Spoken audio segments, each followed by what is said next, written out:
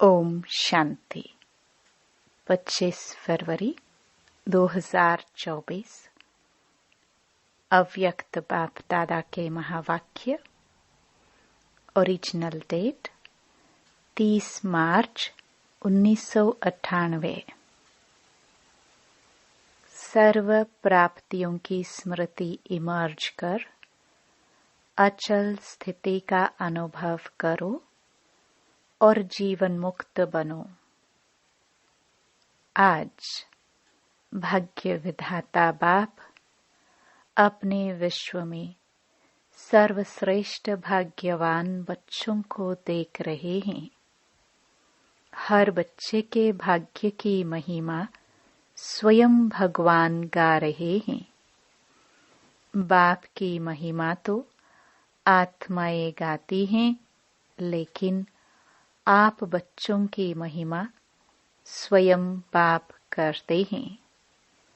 ऐसे कभी स्वप्न में भी सोचा कि हमारा इतना श्रेष्ठ भाग्य बना हुआ है, लेकिन बना हुआ था, बन गया। दुनिया के लोग कहते हैं भगवान ने हमको रचा, लेकिन न भगवान का पता है, न रचना का पता है।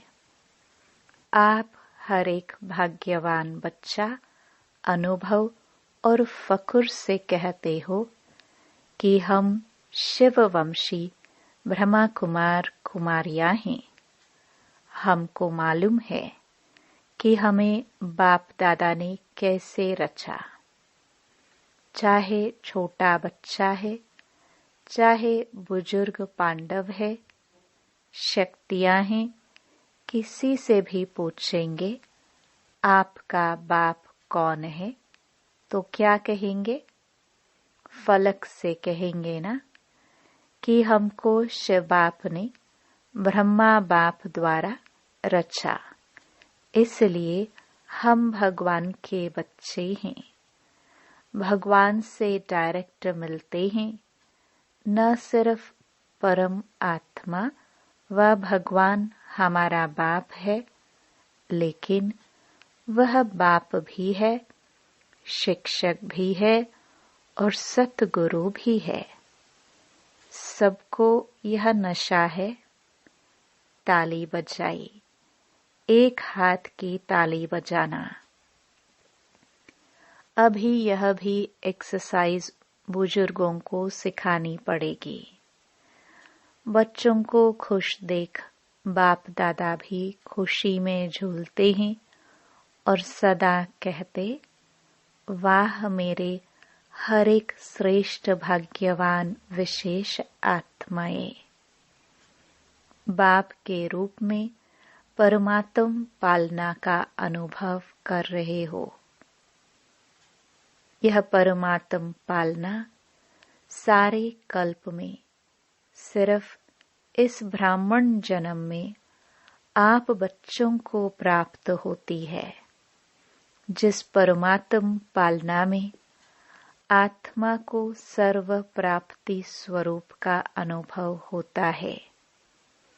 परमात्म प्यार सर्व संबंधों का अनुभव कराता है। परमात्म प्यार अपने देह भान को भी भुला देता, साथ साथ अनेक स्वार्थ के प्यार को भी भुला देता है। ऐसे परमात्म प्यार परमात्म पालना के अंदर पलने वाली भाग्यवान आत्माएं हो। कितना आप आत्माओं का भाग्य है जो स्वयं बाप अपने वतन को छोड़ आप गॉडली स्टूडेंट्स को पढ़ाने आते हैं। ऐसा कोई टीचर देखा जो रोज सवेरे सवेरे दूर देश से पढ़ाने के लिए आवे? ऐसा टीचर कभी देखा? लेकिन आप बच्चों के लिए रोज बाप शिक्षक बन आपके पास पढ़ाने आते हैं और कितना सहज पढ़ाते हैं।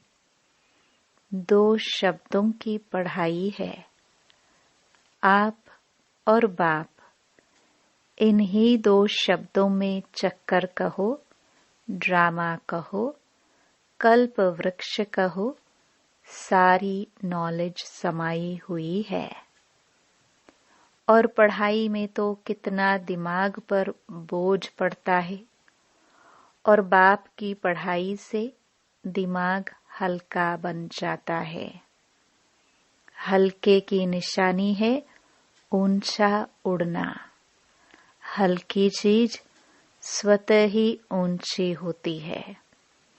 तो इस पढ़ाई से मन बुद्धि उड़ती कला का अनुभव करती है, तो दिमाग हल्का हुआ ना। तीनों लोकों की नॉलेज मिल जाती है। तो ऐसी पढ़ाई सारे कल्प में कोई ने पढ़ी है। कोई पढ़ाने वाला ऐसा मिला तो क्या भाग्य है ना। फिर सद्गुरु द्वारा श्रीमत ऐसी मिलती है जो सदा के लिए क्या करूं, कैसे चलूं, ऐसे करूं या नहीं करूं, क्या होगा, ये सब क्वेश्चन समाप्त हो जाते हैं। क्या करूं, कैसे करूं, ऐसे करूं या वैसे करूं, इन सब क्वेश्चंस का एक शब्द में जवाब है फॉलो फादर। साकार कर्म में ब्रह्मा बाप को फॉलो करो। निराकारी स्थिति में अशरीरी बनने में शिव बाप को फॉलो करो। दोनों बाप और दादा को फॉलो करना अर्थात क्वेश्चन मार्क समाप्त होना व श्रीमत पर चलना। यह मुश्किल है। पूछने की आवश्यकता पड़ती है क्या? कॉपी करना है, अपना दिमाग नहीं चलाना है। बाप समान बनना अर्थात फॉलो फादर करना। मुश्किल है या सहज है? सहज है ना। 30 साल वाले हाथ उठाओ। अच्छा, 30 साल में मुश्किल लगा या सहज है? अभी देखो, 30 साल वालों को भी सहज लगा, तो आप जो पीछे पीछे आए उन्हों के लिए मुश्किल है या सहज है? सहज है ना। गर्मी के कारण सभी के हाथों में रंग बिरंगी पंखे हैं जो हिला रहे हैं। अच्छा है। पंखों की रिमझिम भी अच्छी लग रही है। सीन अच्छी है। नवीनता होनी चाहिए ना। तो इस ग्रुप की यह भी नवीनता है। यह भी टीवी में आ गया। अच्छा है। सभी भाग भाग कर पहुंच गए हैं। बाप दादा भी स्नेह की मुबारक देते हैं। देखो, और जो भी हद के गुरु होते हैं कितने वरदान देते हैं। 1 या 10, ज्यादा नहीं देते। लेकिन आपको सद्गुरु द्वारा रोज वरदान मिलता है। ऐसा गुरु कब देखा? नहीं देखा ना। आप लोगों ने ही देखा, लेकिन कल्प कल्प देखा। तो सदा अपने भाग्य की प्राप्तियों को सामने रखो। सिर्फ बुद्धि में मर्ज नहीं रखो, इमर्ज करो। मर्ज रखने के संस्कार को बदलकर इमर्ज करो। अपनी प्राप्तियों की लिस्ट सदा बुद्धि में इमर्ज रखो। जब प्राप्तियों की लिस्ट इमर्ज होगी तो किसी भी प्रकार का विघ्न वार नहीं करेगा। वह मर्ज हो जाएगा और प्राप्तियां इमर्ज रूप में रहेंगी। बाप दादा जब सुनते हैं कि आज किसी भी कारण से कोई बच्चे मेहनत करते हैं, युद्ध करते हैं, योग लगाने चाहते लेकिन लगता नहीं है, सोल कॉन्शियस के बदले बॉडी कॉन्शियस में आ जाते हैं, तो बाप दादा को अच्छा नहीं लगता है। कारण क्या? अपने भाग्य की प्राप्तियां इमर्ज नहीं रहती, मर्ज रहती हैं। फिर जब कोई याद दिलाता है तो सोचने लगते हैं होना तो ऐसा चाहिए। इसलिए बहुत सहज पुरुषार्थ है, प्राप्तियों को इमर्ज रखो। जब से ब्राह्मण बने तब से अपने भाग्य को स्मृति में रखो। हलचल में नहीं आओ, अचल बनो, क्योंकि यहाँ आभू में यादगार क्या है? अचल घर है या हलचल घर है? अचल घर है ना। यह किसका यादगार है? आपका यादगार है ना। तो जब भी कोई सूक्ष्म पुरुषार्थ का मार्ग मुश्किल लगे, बुद्धि ज्यादा हलचल में हो, तो अपने यादगार को स्मृति में लाओ। कई बार बच्चे ज्ञान की पॉइंट बोलते भी हैं कि मैं आत्मा हूँ, ड्रामा है, यह तो विघ्न है, यह तो साइड सीन है, बोलते भी रहते, लेकिन हिलते भी रहते, हिलते हिलते बोलते रहते। जब ऐसी बुद्धि बन जाए तो अचल नहीं हो सके, तो मधुबन का अचल घर याद रखो। यह तो स्थूल चीज है ना, सूक्ष्म तो नहीं है, आंखों से देखने की चीज है। मेरा यादगार अचल घर है, हलचल घर नहीं है, क्योंकि बाप दादा इस वर्ष को सर्व बच्चों के प्रति मुक्ति वर्ष मनाना चाहते हैं। ऐसा नहीं हो हाथ उठवाए तो कोई का उठे, कोई का नहीं उठे। नहीं, सभी खुशी खुशी से हाथ की ताली बजावे। सभी बजाने लगे। चलो अभी बजा दी तो ठीक है, लेकिन ऐसे ही बाप दादा इस वर्ष के समाप्ति में इतनी जोर से ताली बजाते देखे। अभी तो बजाई अच्छा है, लेकिन तब भी बजाना। बजाएंगे? देखो, हाथ की ताली बजा के तो खुश कर दिया, लेकिन बाप दादा नए वर्ष में जो अपना 18 जनवरी विशेष ब्रह्मा बाप के शरीर से मुक्त होने का दिन है, तो 18 जनवरी में बाप दादा फिर हाथ उठवाएगा कि मुक्ति वर्ष मनाया या सिर्फ सोचा। मनाना है, मनाना है, सोचते तो नहीं रह गए। स्वरूप में लाया, वह सोचते सोचते लास्ट में भी सोचते रहेंगे। यह रिजल्ट बाप दादा देखने चाहते हैं। दिखाएंगे? अच्छा, याद रहेगा ना। प्राप्तियों को सामने रखो। बाप की याद के साथ बाप ने जो दिया वह भी इमर्ज करो। क्या बनाया और क्या मिला? बाप दादा इस वर्ष के बाद हर बच्चे को जीवन मुक्त स्थिति में देखेंगे। भविष्य में जीवन मुक्त होंगे, लेकिन संस्कार जीवन मुक्त के अभी से ही इमर्ज करने हैं और निरंतर कर्मयोगी, निरंतर सहज योगी, निरंतर मुक्त आत्मा के संस्कार अभी से अनुभव में लाओ। क्यों? बाप दादा ने पहले भी इशारा दिया है कि समय का परिवर्तन आप विश्व परिवर्तक आत्माओं के लिए इंतजार कर रहा है।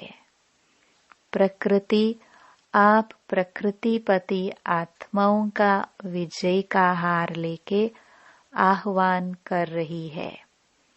समय विजय का घंटा बजाने के लिए आप भविष्य राज्य अधिकारी आत्माओं को देख रहे हैं कि कब घंटा बजाए। भक्त आत्माएं वह दिन सदा याद कर रही हैं कि कब हमारे पूज्य देव आत्माएं हमारे ऊपर प्रसन्न हो हमें मुक्ति का वरदान देंगे। दुखी आत्माएं पुकार रही हैं कि कब दुख हरता सुख करता आत्माएं प्रत्यक्ष होंगी। इसलिए यह सब आपके लिए इंतजार व आह्वान कर रहे हैं। इसलिए हे रहमदिल विश्व कल्याणकारी आत्माएं, अभी इन्हों के इंतजार को समाप्त करो। आपके लिए सब रुके हैं। आप सब मुक्त हो जाओ तो सर्व आत्माएं प्रकृति भगत मुक्त हो जाए। तो मुक्त बनो, मुक्ति का दान देने वाले मास्टर दाता बनो। अभी विश्व परिवर्तन की जिम्मेवारी के ताजधारी आत्माएं बनो।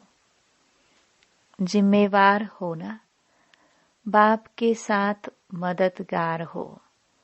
क्या आपको रहम नहीं आता?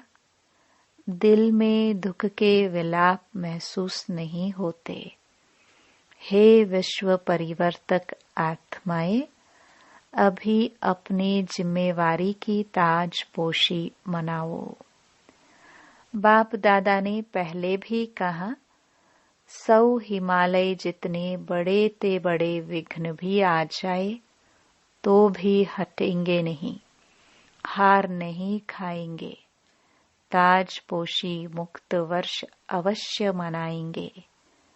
बाप दादा रोज चार्ट देखेगा। ऐसे नहीं यहाँ से जाओ तो ट्रेन में ही कहो पता नहीं क्या हो गया। घर में गए तो बगुले और हंस की लड़ाई लग गई।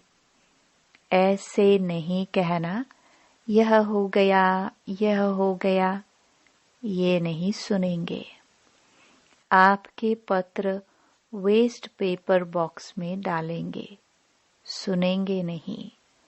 दृढ़ संकल्प करो, होना ही है। जहाँ दृढ़ता है वहाँ सफलता नहीं हो, असंभव है। तो सभी दृढ़ संकल्प वाले हैं ना? टीचर्स हाथ उठाओ। टीचर्स बहुत हैं। सारे सेंटर्स खाली करके आए हैं क्या? देखो, एक खुशखबरी सुनाते हैं। बाप दादा ने देखा, अभी देखा है, सुना है कि सर्व मधुबन वालों ने अपने परिवर्तन का लक्ष्य बहुत अच्छा रखा है। लक्षण तो देखेंगे, लेकिन लक्ष्य बहुत अच्छा रखा है। अपने में अंतर जो आया है वह भी लिखा है, लेकिन बाप दादा को खुशी है। अंतर आना शुरू हुआ, आगे होता रहेगा। लेकिन सभी ने अपने दृढ़ संकल्प का उमंग उत्साह अच्छा दिखाया है। अभी कागज में है, लेकिन कागज में भी पहला कदम तो है। तो बाप दादा को खुशी हुई। क्यों? सारे वर्ल्ड के लिए हे अर्जुन मधुबन निवासी है। निमित्त मधुबन निवासी हैं। सेकंड नंबर देश विदेश की निमित्त सेवाधारी टीचर्स हैं और सर्व सहयोगी साथी सारा परिवार ब्राह्मण आत्माएं हैं। तो मधुबन का नक्शा बाप दादा देखेंगे कि बिल्कुल बदला हुआ दिखाई दे। मधुबन वाले तो कम आए होंगे, कईयों ने तो लिखा ही नहीं है। आगे बैठने वालों ने कम लिखा है, बहुत बिजी रहे हैं। लेकिन जब काम मिलता है तो लिखने में भी मार्क्स जमा होती है। अगर नहीं लिखा तो मार्क्स एक्स्ट्रा कम हो गई, नुकसान कर दिया। जो भी डायरेक्शन मिलते हैं डायरेक्ट बाप द्वारा मिलते हैं, चाहे निमित्त आत्माएं दादियों द्वारा मिलते हैं, उसको रिगार्ड देना अति आवश्यक है। इसमें न बहाना देना न अलबेलापन करना। आगे के लिए बाप दादा बता देता है कि मार्क्स जमा नहीं हुई, इसलिए इसको महत्व देना अर्थात महान बनना। हल्की बात नहीं करो। बच्चे बड़े चतुर हैं, कहेंगे बाप दादा तो जानते ही है ना। जानते तो हैं, लेकिन कहा क्यों? जानते हुए कहा ना। तो ऐसे छुड़ाना नहीं चाहिए। बहुत ऐसे कार्य है छोटे छोटे जिसको हांजी करने में एक्स्ट्रा मार्क्स जमा होती है। कई ऐसे स्टूडेंट्स हैं जो किसी भी पास्ट के संस्कार के वश बहुत अच्छे उमंग उत्साह में बढ़ते हैं, लेकिन कोई न कोई सुनहरी धागा, बहुत महीन धागा उनको आगे बढ़ने नहीं देता। वह समझते भी हैं कि यह महीन धागा रहा हुआ है, लेकिन ही कहेंगे। लेकिन ऐसे भी पुरुषार्थी हैं जो छोटी छोटी कॉमन बातों में हांजी करने से मार्क्स ले लेते हैं, और हो सकता है कि वह थोड़ी थोड़ी मार्क्स इकट्ठी होते हुए वह आगे भी निकल सकते हैं। ऐसे भी बाप दादा के पास एग्जाम्पल के रूप में हैं। इसलिए सहज तरीका है छोटी छोटी हांजी करने में मार्क्स जमा करते जाओ। कट नहीं करो, जमा करो। बाकी बाप दादा ने देखा मेजॉरिटी ने अपना उमंग उत्साह अच्छा दिखाया है, इसलिए दृढ़ संकल्प के लिए विशेष उन मधुबन निवासी बच्चों को बाप दादा हांजी करने की मुबारक देते हैं। याद प्यार भी दे रहे हैं, लाख लाख गुणा याद प्यार दे रहे हैं। क्यों? मधुबन है बाप दादा के स्वरूप को प्रत्यक्ष करने का शीश महल। तो एक बात की तो खुशी है, अभी कागज में आया हुआ कर्म में लाना ही है। ठीक है ना? अच्छा, मुबारक हो। अभी अगर आप सभी को अचानक डायरेक्शन मिले कि अभी अभी अशरीरी बन जाओ, तो बन सकते हो कि हलचल होगी। क्यों? लास्ट समय का यही अभ्यास पास विद ऑनर बनाएगा। तो सभी बाप दादा भी कहते हैं 1 सेकंड में सब बातों को किनारे कर अशरीरी भव। ड्रिल। अच्छा, चारों ओर के अति श्रेष्ठ भाग्यवान परमात्म पालना के अधिकारी आत्माएं, परमात्म पढ़ाई के अधिकारी, परमात्म सतगुरु के वरदानों के अधिकारी, सदा दृढ़ता द्वारा सफलता के अधिकारी, सदा अखंड योगी, अचल योगी, सदा विश्व परिवर्तन की जिम्मेवारी के ताजधारी, सदा सर्व प्राप्तियों को इमर्ज रूप में अनुभव करने वाले ऐसे विशेष आत्माओं को बाप दादा का याद प्यार और नमस्ते। अभी मुक्ति वर्ष में नंबर 1 मधुबन निवासी। ठीक है, हो सकता है या मुश्किल है?